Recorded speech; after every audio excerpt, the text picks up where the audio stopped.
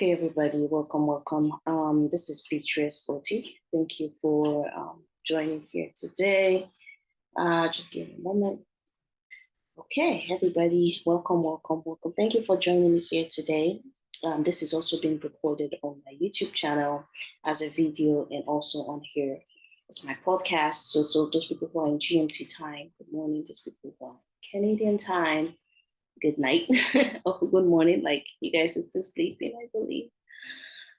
So today I will just briefly be talking about work because I've been getting a lot of side DMs here and there of people who want to work in Canada and they're like, "I want to work in Canada. Must I go to school before I work in Canada?" No, you don't have to go to school before you can work in Canada. No, you don't necessarily. There are four pathways. I was able to narrow it down to four pathways. And before you go anywhere, I would love you to subscribe to this podcast. And for those people on YouTube, please subscribe to my channel. Share this to as many people as possible for them to get the knowledge, because knowledge is power. I came to realize that what you don't know could actually make you suffer for years. It could actually take some years from you. And what you don't know, you don't know. And when you know, it's like a new opening, right? When you find out about something that you don't know about, it's like there's a new opening, there's a new it's a discovery, right? And when you discover something, it's beautiful, because when you discover something, then you have an edge. It could actually increase your earning power as well, right? We know people who, after they found out about something, they just grew. Like The Secret, for the this is not a motivational channel, but like The Secret is a book. When she found out about the law of attraction, she made tons of money. And a lot of people, I'm not actually more streamlined towards making money. Actually, life is not really, having so much money doesn't give fulfillment, depending on what you define as success. What I define as success differs from what you define as success. So let's go on with our video for today. I've just taken 2 minutes of your time, and I do appreciate you listening. So working in Canada, there are actually four major ways, four basic ways to be able to work in Canada. Now, a lot of people may say, "Oh yeah, you can work there this way, you can work there this way," but I narrowed it down to four ways, and I would explain these four ways, irrespective of what immigration pathway or what immigration streams you take. It still boils down to these four basic ways. So number one on the list is after school. So when you're done studying, so someone like me, when I did my undergraduate in Canada in Windsor, Ontario, I'm grateful to God for that. After that, then you can apply for what they call an open work permit, postgraduate work permit. That's otherwise what it's called. And after the postgraduate work permit, depending on your program, so people who do master's program, they actually offer them 2 years work permit.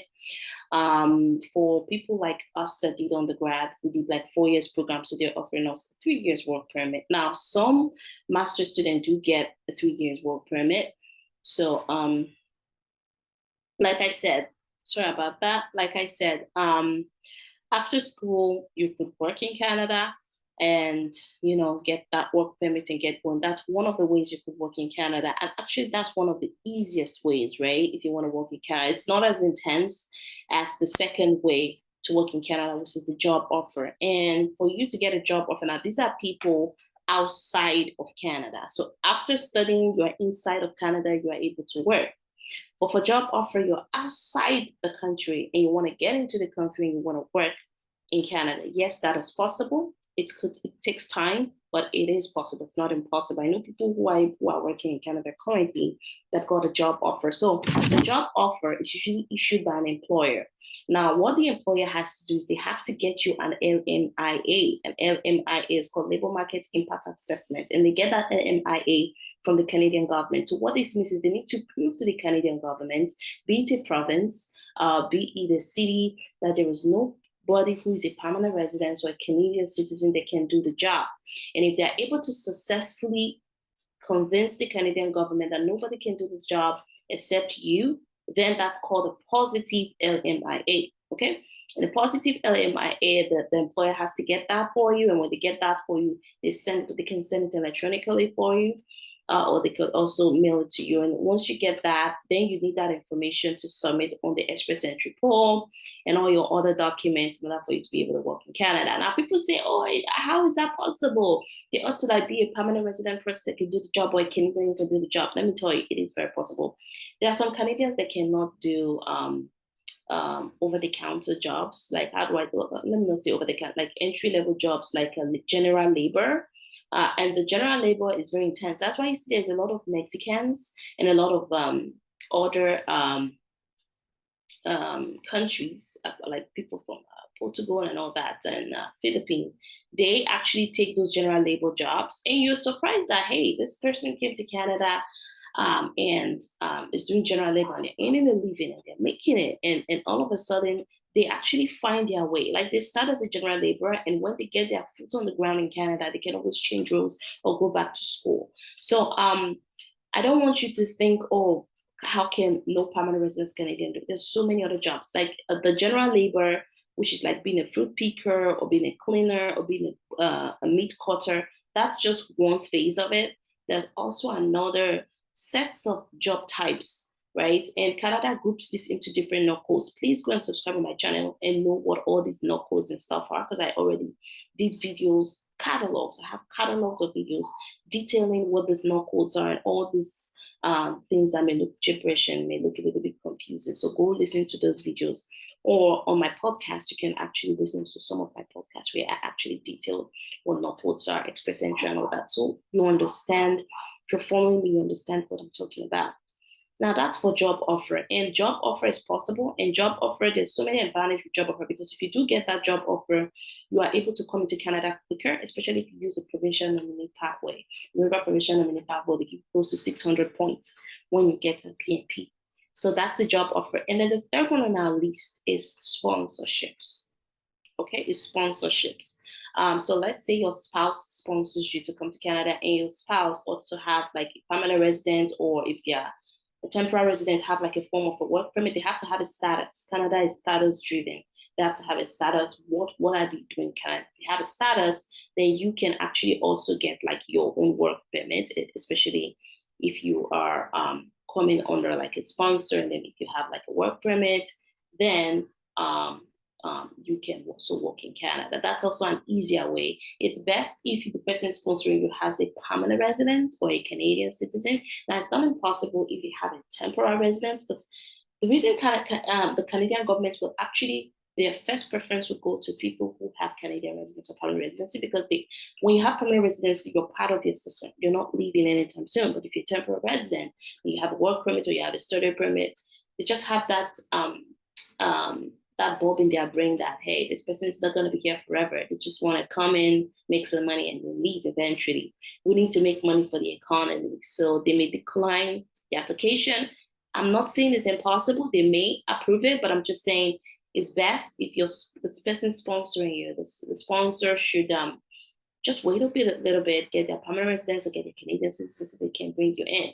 If you have permanent residence or Canadian citizenship, whichever is fine. But if they are temporary, they're a visitor and they want to sponsor you, or a student, they want to sponsor you, or someone holding a postgraduate program want to sponsor you, it's a little bit out of the oversight. It wouldn't really be nice going that route. However, if that's the only option you have, and you really want to see your spouse, or you want to see your mother, or whoever you are in this sponsor, because sponsors, you sponsoring someone, the person can be your partner, the person can be your parent. Remember, the family sponsorship, the person can be your sibling. So I don't want to just narrow it down to a partner. So sponsorship is another way. And there's a last way. It's a very interesting way, but these are for people who are actually in the certain group of countries, it's called. So people who are in the UK, like First World Nations, people who are in the US that just wants to get like a form of work experience. It's called International Experience Canada. International Experience Canada, it's different. So you're not working there permanently because your country is developed. Like, let's say I'm coming from the US and I want to get like health related skills. And I just want to know how it feels working in a Canadian hospital.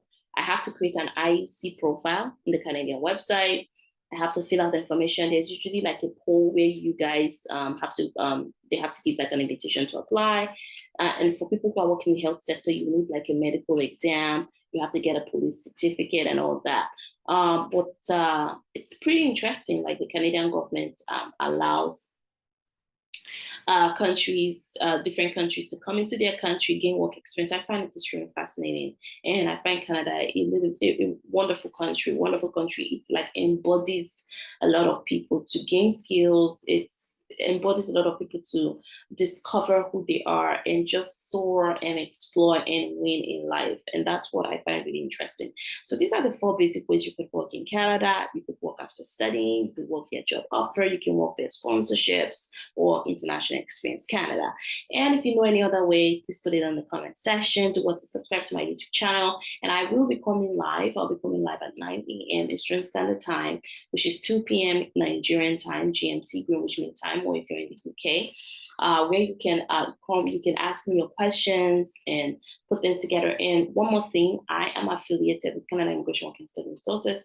I'm working as a partner with them. So if you are finding all these things difficult, like I told you guys, they are affordable, they are honest, they are ethical, they are reliable. Go use their services so that, you could process your documents efficiently, timely, and get into Canada as soon as you want to. So yeah, these are the pathways for working. Thank you for listening to me today. Those in my podcast, I really appreciate you. Those in my YouTube channel, I really appreciate you. Again, this is Beatrice. Follow me on all social media platforms at Beatrice OT or Gospel Beatrice. And I look forward to talking with you guys next week, Wednesday. Thank you and have a good rest of your day. Bye now.